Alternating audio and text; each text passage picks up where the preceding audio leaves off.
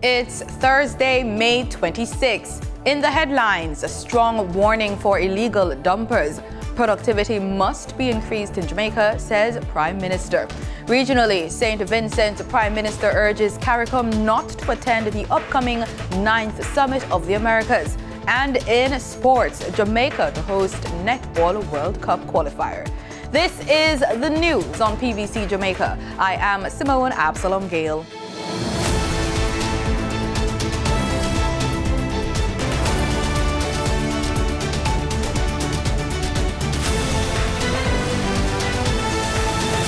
Not over my dead body. That was the strong warning given to people who deliberately dump garbage into gullies and expect a job. Minister of Local Government and Rural Development Desmond McKenzie made it known while making his sectoral debate presentation in Gordon House on Wednesday. There are persons in this country who believe that if I dump my garbage in the gully and in the drain, it is going to generate jobs. Not over my dead body. It is not going to happen. You're not going to stick up this government because of nastiness, Madam Speaker. Madam Speaker, this government has done everything in its power to provide trucks, to improve conditions, Madam Speaker. We need the buy-in and the negative arguments, Madam Speaker.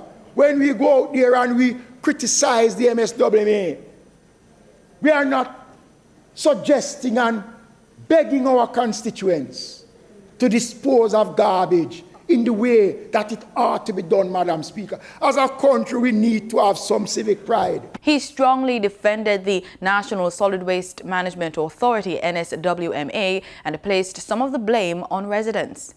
And I hear people talking about the state of the country with garbage collection. Madam Speaker, nobody can deny that there's a breakdown of garbage collection. And we all know why. Because if we had the 100 trucks that was committed, Madam Speaker, some of the arguments that we're hearing now, we wouldn't be hearing those arguments, Madam Speaker.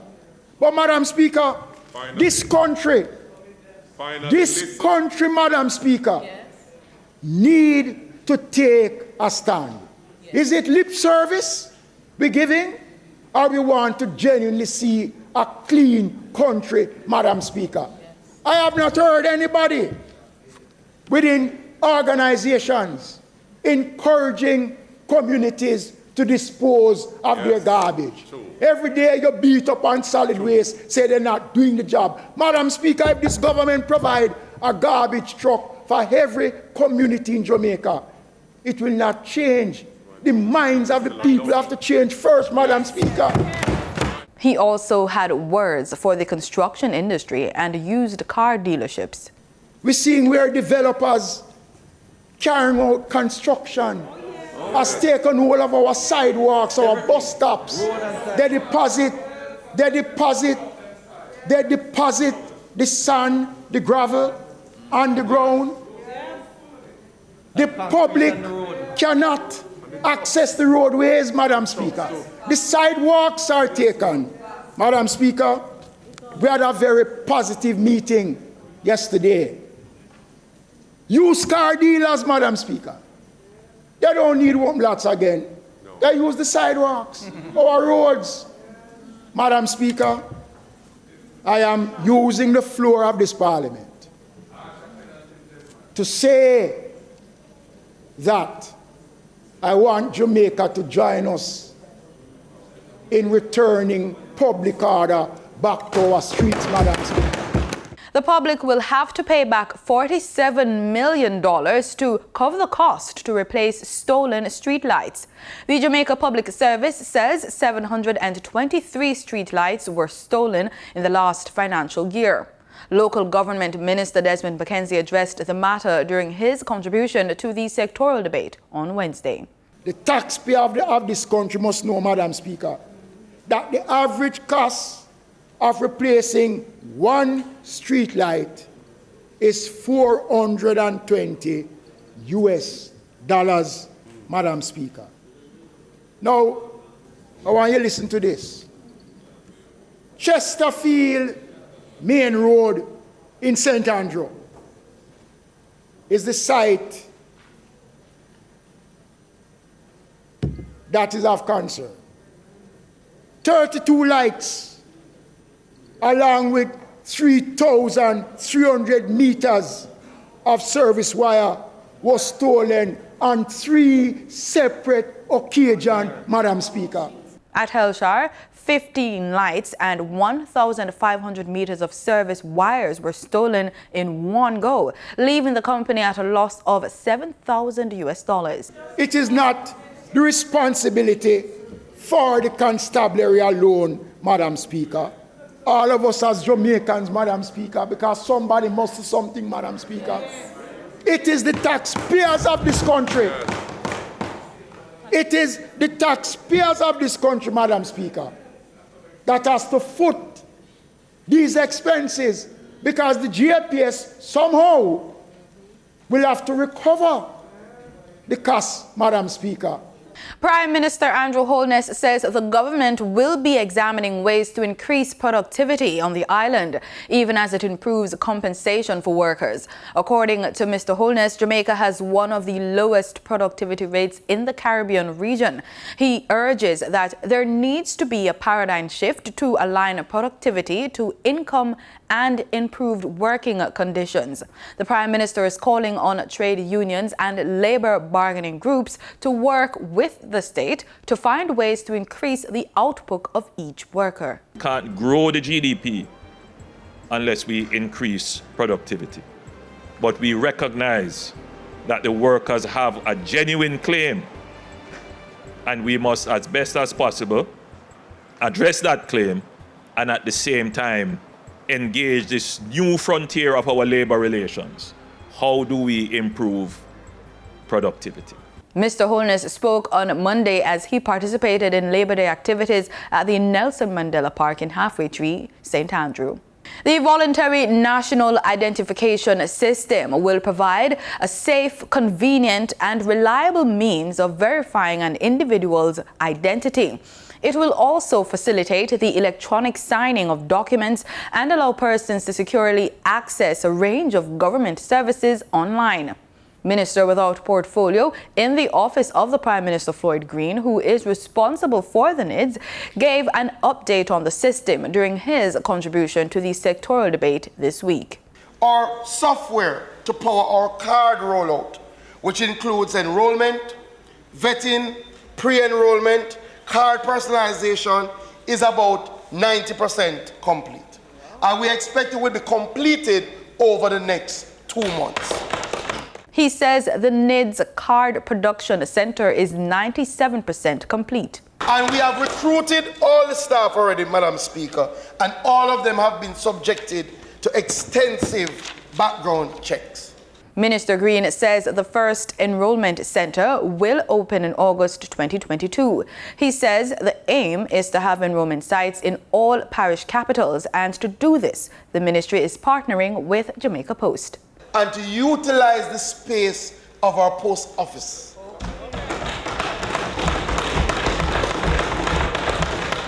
So not only are we rolling out the national identification system, Madam Speaker, 24 post offices across the country will be significantly modernized because we're going to host our national identification.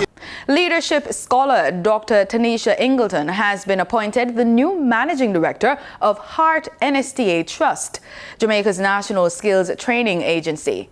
Board Chairman Professor Alvin Wint advised staff that directors gave their approval of the appointment on Wednesday. Dr. Ingleton is the current vice president at the Caribbean Maritime University, and she'll take up her new assignment on August 1. In a memo sent to staff, the board chair said, quote, "The board is satisfied that Dr. Tanisha Ingleton possesses the requisite knowledge, competence, and passion to lead the Heart NSTA Trust through this significant period of change and strengthening consistent with our mandate," end quote. Professor Wint thanked Novelet Denton Prince for her leadership as interim managing director since taking up the role in April 2021. Denton Prince is expected to return to her substantive position as Senior Director of Corporate Services. There's a decrease in gas prices. We hear more about this, plus Magna Motors and their new showroom, and your regular market updates from Danita Rodney in the Business Report.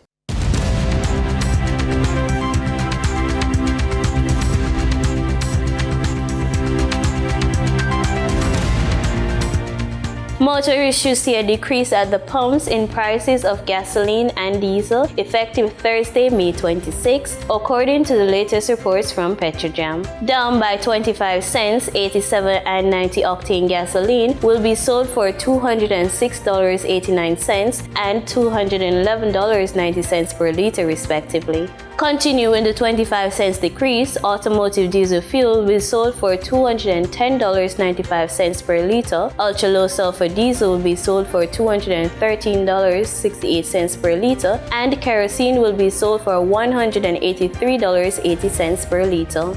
Meanwhile, propane liquid petroleum will be sold for $75.09 per liter, down by $1.48, and butane liquid petroleum will be sold for $83.09 per liter after a $3 decrease. Remember to be on the lookout for price changes, as marketing companies and retailers will add their own markups to these prices. In local business news, on May 12, Magna Motors dealership Jamaica opened a new Hyundai showroom. When asked what motivated the company to push ahead despite the pandemic, marketing manager Edmore Williams said that it was the growth achieved over the last 7 years. You know, what has been convincing us is the growth that we have been achieving. So Magna Motors Hyundai took over the dealership here in Jamaica for the last 7 years, and we have been making great strides. So we have moved from 5 years ago, 7 years ago, we were outside of the top 10 as it relates to brand in Jamaica. And now, as of April 2022, we're number 3. So it's a big deal, and because it's a big deal, that's why we continue to make strides and taking over the market. Mr. Williams said that there has been a great response to the company's new makeover. The response has been impressive. More and more customers are trusting us more, and they're also the reason why we're at number 3 as of today. So the thing is that they love our vehicle. It's about modern premium, it's about affordability, it's about finding vehicles that suit individual lifestyle, and that's what we're about, and that's what we're delivering. For anyone wishing to visit the new showroom, Mr. Williams promised the best customer service and more for potential customers. And so persons who are listening, persons who are viewing us, they can come to our showroom. We're located in Kingston at 7 Oxford Road. And the thing about it is that you're going to get the best service, you're going to get the best product, and you're going to get the best bang for your buck. And that's all Hyundai has to offer. Now for your market updates. In foreign exchange trading for Wednesday, May 25, the US dollar sold for an average of $155.38. The Canadian dollar ended trading at $121.64. The pound sterling traded for $194.47, and the US sold for an average of $168.47. The following reflects the movement of the JSE indices in Wednesday's trading session. The JSE index advanced by 1,110 points to close at over 300,000 units. The junior market index declined by 102 points to close at over 4,000 units. The combined market index advanced by 130 points to close at over 300,000 units, and the All Jamaican Composite Index declined by 2,314 points to close at over 400,000 units. Overall market activity resulted from trading in 111 stocks, of which 29 advanced, 63 declined, and 19 traded firm. Stocks advanced for 138 Student Living Jamaica Limited, 1834 Investments Limited, and Barita Investments Limited. Stocks declined for Access Financial Services Limited, AMG Packaging and Paper Company Limited, and Berger Paints Jamaica Limited. Trading firm were CAC 2000 Limited, Caribbean Assurance Brokers Limited, and Caribbean Flavors and Fragrances Limited. The following companies represent the overall volume leaders: Wigton Wind Farm Limited ordinary shares with over 2 million units, JMMB Group 7.25% preference shares, and JFP Limited with over 1 million units. In regional stocks, in Trinidad and Tobago, Clico Investment Fund was the volume leader with over 31,000 shares, followed by Epic Caribbean Property Fund Limited SCC Value Fund with over 9,000 shares. On the Barbados Stock Exchange, Government of Barbados Bond Series B was the sole security trading over 66,000 shares. In market data for oil prices rose on Thursday as concerns continue over tight global supplies. Brent crude futures gained 87 cents or 0.8% to $114.90 a barrel, and West Texas Intermediate crude climbed $1.02 or 0.9% to $111.35 a barrel. And that was the business report on PBCJ. I'm Danita Rodney. In regional news, in St. Vincent, Prime Minister Dr. Ralph Gonsalves has urged fellow members of CARICOM not to attend the upcoming 9th Summit of the Americas in Los Angeles unless Cuba, Venezuela and Nicaragua are invited. Speaking on WEFM Issues at Hand program on Sunday, Prime Minister Gonsalves said that the issue of attending the summit remains a contentious one among CARICOM leaders. SVG TV has the details. We will see how things pan out. One thing for sure, though, I've made it plain that you can't properly have a CARICOM statement saying that CARICOM governments go in when one or more governments don't want to go. If even a majority may want to go. I don't know yet, because what you can have is that some governments either determined to go or inclined to go. And some may not go, some may well say, well, listen, I'm not going at the level of heads. I may send a foreign minister or somebody else. Mexico, for instance, has made it plain that it is not going at the level of president, that they will send a foreign minister. I think Bolivia has said they're not going at all. I believe that Honduras has indicated that they're not going. There are some other countries saying, we want you to invite Cuba, Nicaragua, and Venezuela, but we will come nevertheless if you don't invite them. We must not forget that in 2015, Cuba was invited, Panama, I was there. In 2017, under Trump, there was the meeting of the summit in Peru. At that time, remember the Peruvian government was saying that they're not, remember there was a Peru group in relation to Venezuela, and they said they weren't inviting the Bolivarian Republic, and Cuba sent someone at the foreign minister level. Why are we so consumed about all these battles, some old battles from the 20th century? There are so many challenges to talk about in our hemisphere. Want to exclude people? How does that make sense? Huh? In Trinidad and Tobago, effective June 1, 2022, people seeking entry into Trinidad and Tobago will no longer be required to present a TT travel pass. The announcement came from Health Minister Terence Delsing. As of Wednesday, June 1st, 2022, I am authorized by the Honorable Prime Minister to tell the country, especially those who travel, that the TT Travel Pass system will be discontinued as of next Wednesday, 2022. Health Minister Terence Delsing shared the details of the latest lifting of COVID-19 restrictions during the Health Ministry's weekly COVID-19 update on Wednesday. He explained that while persons are no longer required to provide proof of vaccination status, documentation of a person's COVID-19 status remains. Unvaxxed nationals and non-nationals can enter Trinidad and Tobago, so you don't have to prove your vaccination status. However, you do have to provide either a negative PCR or antigen test 48 hours prior to entry. The TT Travel Pass was implemented by the Trinidad and Tobago government in July 2021 as a means of screening the COVID-19 status to those scheduled to enter the country. Personal information, including flight details and COVID-19 antigen test results, were to be uploaded prior to boarding as a means of preventing the spread of the COVID-19 virus. The Health Minister explained that things are also in place for those who do not take PCR or antigen COVID-19 tests before boarding a flight to Trinidad and Tobago. In the absence of a test, that person will be asked to go in to state supervised quarantine at their cost and provide a negative PCR or antigen test at any time during their quarantine period as a condition of release before going home. All other COVID-19 measures remain in place, including mask wearing in public, maintaining social distances, and regular hand sanitizing and hand washing. Crystal Wilson, TTT News. Caribbean American community activist Monique Chandler Waterman has won the special election for the seat vacated by former New York State Assembly member Nick Perry. Mr. Perry was sworn in as the new United States ambassador to Jamaica earlier this month.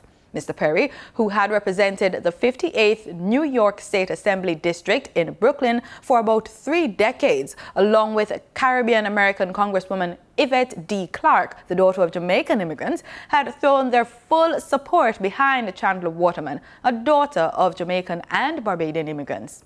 According to preliminary results released Tuesday night by New York City's Board of Elections, Chandler Waterman convincingly beat 2 challengers in the very low voter turnout poll of 72,865 registered voters.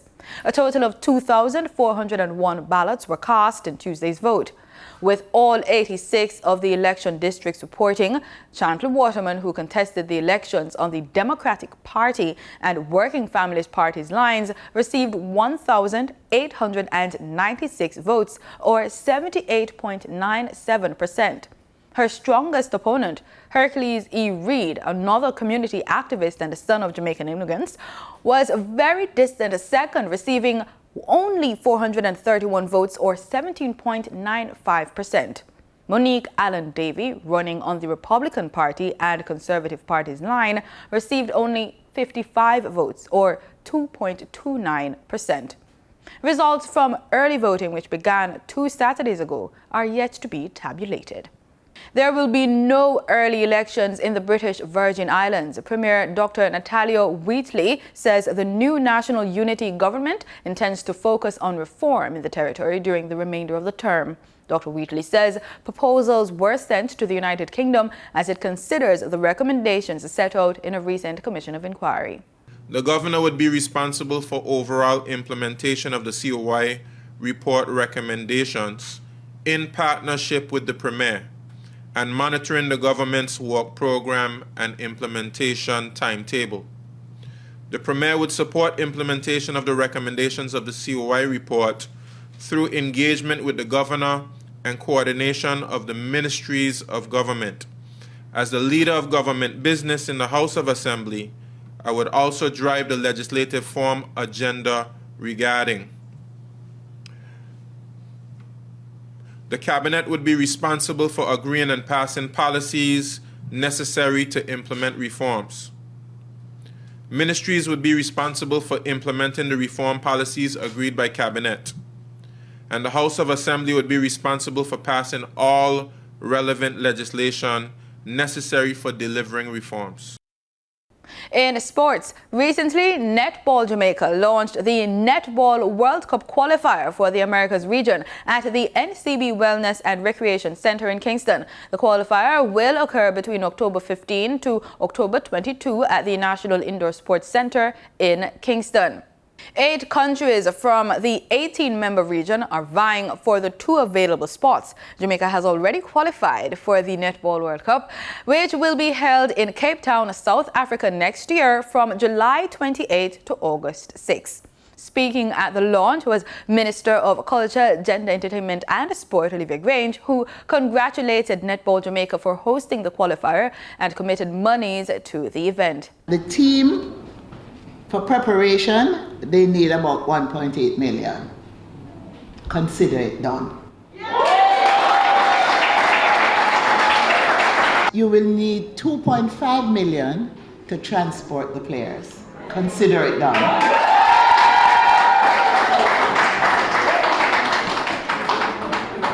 I know that you're going to need the venue, and so it's not a little bit of money.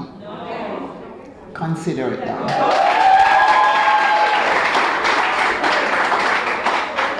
So today I'm committing to cover those expenses and a little extra as a start.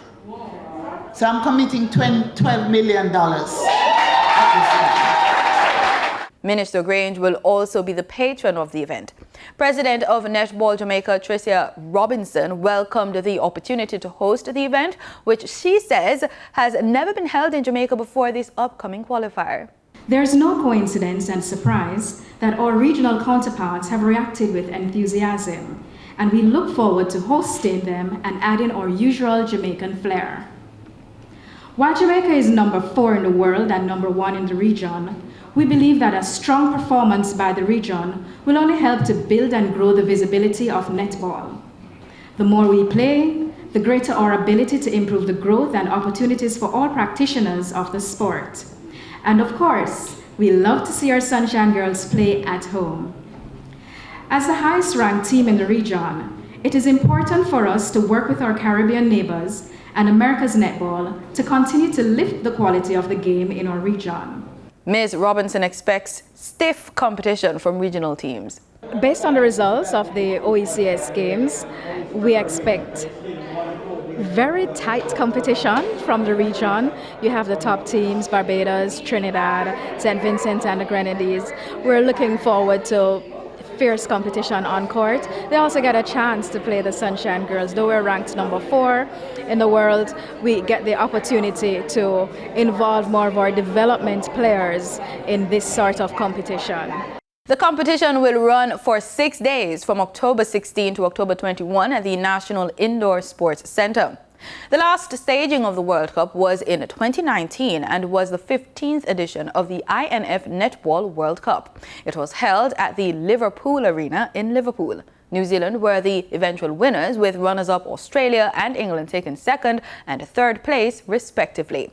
Royal challengers Bangalore defeated Lucknow Super Giants by 14 runs to book a place in the 2nd qualifier for the Indian Premier League, where they will face Rajasthan Royals. Chasing 208, KL Rahul with 79 and Deepak Huda's 45 kept Lucknow's hope alive, but they left too much for their finishers, falling short by 14 runs, ending on 193 for 6. Earlier, Rajat Patidar scored a brilliant unbeaten century of 112 for 55 balls to take RCB's score to 207 for 4. In a weather update, the Meteorological Service Division of the Ministry of Economic Growth and Job Creation is predicting that the Atlantic hurricane season will experience above normal activity. In a release, the Met Office says this represents a full endorsement of the forecast presented by the Climate Prediction Center of the United States National Oceanic and Atmospheric Administration, the NOAA, in its seasonal outlook. The Atlantic hurricane season begins on June 1 and usually ends on November 30. According to the Met Office, this year there is a 65% chance that the activity of the season will be higher than normal, while near normal activity is about 25% likely. For 2022, the outlook is for 14 to 21 named storms, 6 to 10 hurricanes, and 3 to 6 major hurricanes, categories 3, 4, or 5. Apart from the fact that the trend of the above normal seasons seem to be continuing since it started in the mid-1990s, the Met Service says an ongoing El Niño is one main factor expected to contribute to the increased activity. In addition, warmer than average sea surface temperatures in the Atlantic Ocean and the Caribbean Sea, weaker Atlantic trade winds, and an active West Africa monsoon will favor the development of tropical systems during the 2022 season. And that's the news on PBCJ. Thanks for watching.